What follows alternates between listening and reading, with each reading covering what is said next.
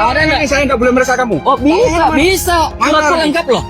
Larangan apa kalau aku nggak boleh meriksa? Boleh meriksa silakan. Tapi nggak bisa ditilang sananya dong.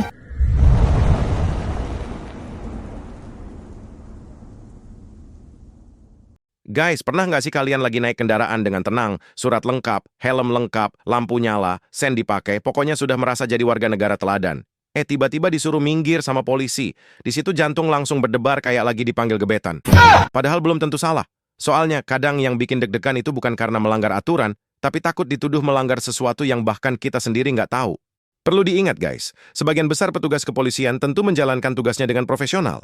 Tapi, di beberapa kesempatan memang ada oknum yang melakukan penindakan kurang tepat sehingga memunculkan perdebatan dan akhirnya viral di media sosial. Untungnya, beberapa kasus ini mendapat evaluasi dari institusi kepolisian. Nah, kali ini kita bakal membahas deretan fenomena salah tilang yang sempat menghebohkan publik. Tapi sebelumnya, buat kalian yang belum subscribe, jangan lupa klik tombol subscribe dan aktifkan loncengnya ya, supaya kalian nggak ketinggalan video-video menarik dan informatif lainnya. Yang pertama ada kejadian yang cukup menarik. 2 anggota polisi patroli jalan raya menghentikan sebuah mobil karena diduga melanggar marka jalan. Awalnya semua terlihat seperti penilangan biasa, namun pengemudi mobil tersebut dengan tenang membantah tuduhan itu. Bukannya adu emosi, dia malah bilang kalau semua perjalanan sudah terekam kamera dashcam yang terpasang di mobilnya. Begitu mendengar ada rekaman kamera, suasana langsung berubah. Petugas akhirnya mengurungkan niat menilang dan mempersilahkan pengemudi melanjutkan perjalanan. Dashcam yang biasanya cuma dipakai buat mengabadikan pemandangan jalan, kali ini malah berubah jadi saksi mata paling jujur. Dia nggak bisa diajak debat, nggak bisa lupa, apalagi disuruh ganti cerita. Menanggapi kejadian tersebut, Ditlantas Polda Metro Jaya menyatakan akan memanggil kedua anggota tersebut untuk dimintai klarifikasi.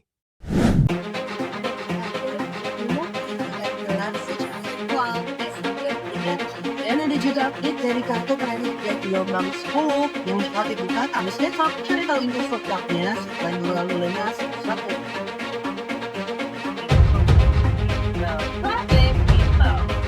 Tetap berdua atau menggunakan kendaraan dan kasiran mereka.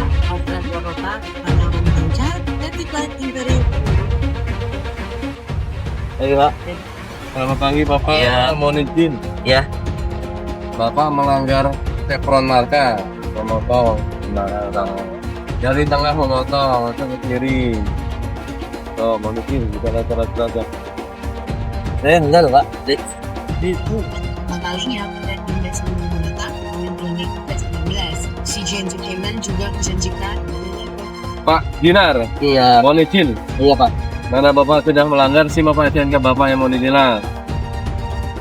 Saya nggak melanggar loh Pak. Saya ngeliat itu belum ada garis yang segitiga itu. Kan di sini kelihatan jelas ya. Bapak yang mengendarai. Ini Pak, saya ada CCTV sini. Apa? Saya ngeliat sini ada. Iya, begini Pak. Iya. Saya lebih ininya lagi kan gitu. Iya, Pak. betul. Mau kemana memang ya? Saya mau pulang Pak, habis antar istri sama anak saya tuh. Ya udah jalan. Iya. Ya Pak, makasih.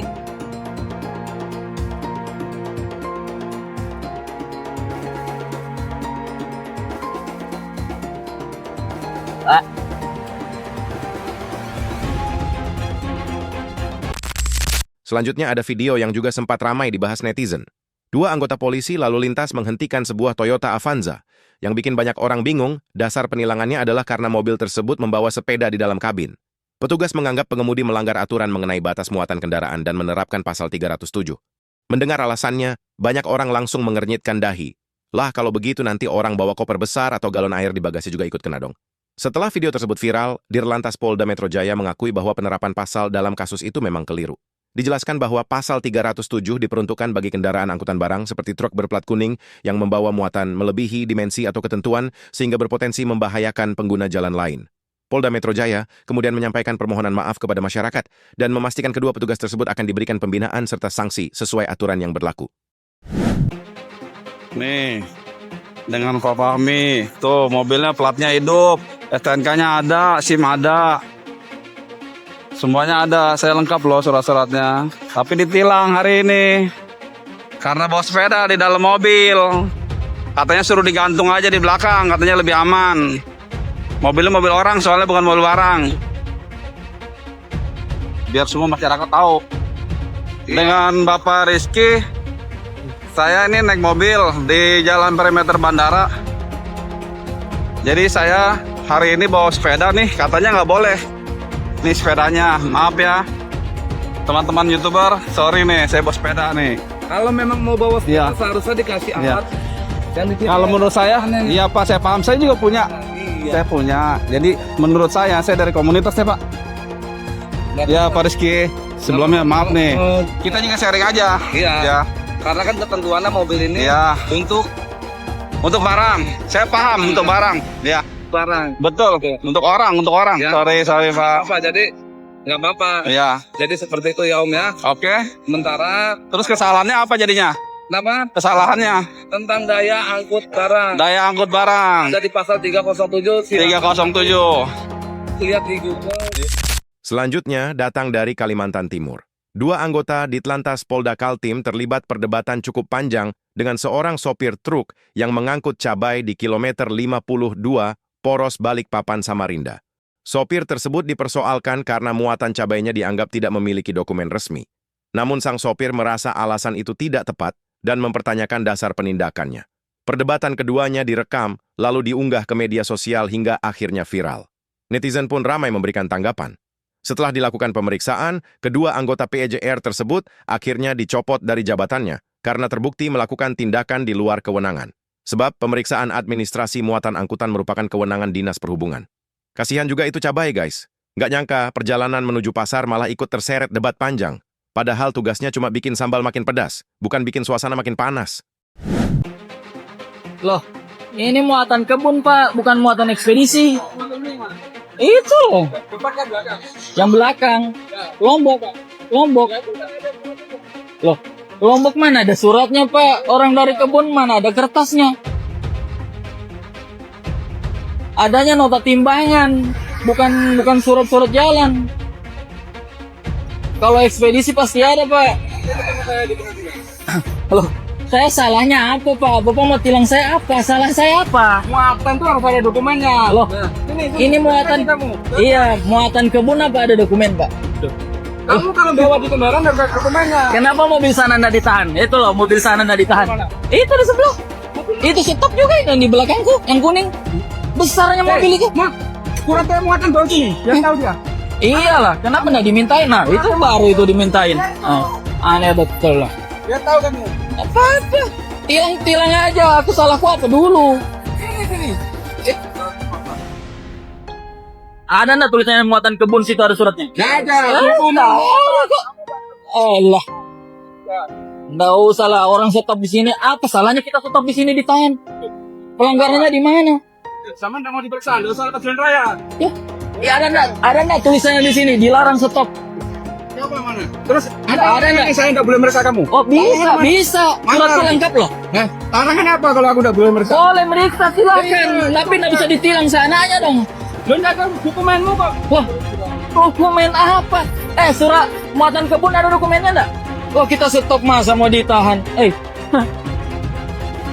Ini namanya Pak cari-cari kesalahan orang.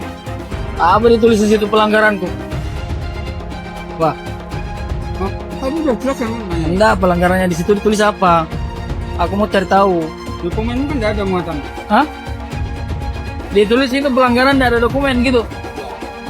Di situ di surat tilangnya? Surat tilang pasal lagi udah tahu. Udah kan Lah. diingat. Nggak ditulis di situ pelanggarannya apa? Kayak kalau sabuk kan sabuk gitu. Mana ada tulisan pasal? Iya, maksudnya di situ pasalnya apa? Bapak itu kalau datangin kita di situ tanya dulu Pak. Itu kan nomor teleponmu. Buat apa nomor HP ku? Nggak mau. Silakan. Oh, nggak mau kita datang. Aku nggak ada salahnya kok. Terakhir ada penilangan rombongan motor gede yang juga sempat ramai menjadi perbincangan. Saat itu aparat menilai salah satu motor Ducati menggunakan knalpot racing yang dianggap melanggar aturan. Pemilik kendaraan pun langsung menyampaikan keberatan karena menurutnya knalpot tersebut masih merupakan bawaan asli dari pabrikan. Setelah dilakukan mediasi bersama petugas Satpamwal Polda Metro Jaya dan dilakukan pengecekan lebih lanjut, ternyata knalpot yang digunakan memang masih sesuai spesifikasi pabrik. Penilangan pun dibatalkan dan SIM pengendara yang sempat disita akhirnya dikembalikan. Ini jadi pengingat juga bahwa tampilan garang belum tentu berarti melanggar aturan. Sama kayak orang mukanya galak, belum tentu hobinya marah-marah. Kadang memang cuma wajahnya yang kelihatan siap duel, padahal aslinya ramah. Belok kanan aja om, dibersihin itu semua. Salahnya apa pak? Leper pak. Satu-satunya di Indonesia dari Ducati lah. Tuh satu-satunya di Indonesia dari Ducati langsung. Ada dong. Semuanya motornya masih standar baru. Ditilang. Iya pak, kenapa standar dari Ducati itu pak? Kok ditilang ya? Standar dari Ducati pak. Standar Ducati. Masa ditilang?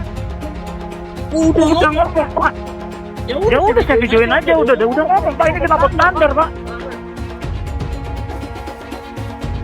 Oke guys, jadi ini ternyata ada Ducati knalpot standar tapi tetap ditilang guys. Hari ini Nih, kenapa standar dari Ducati knalpot standar tapi masih ditilang. diberhentikan.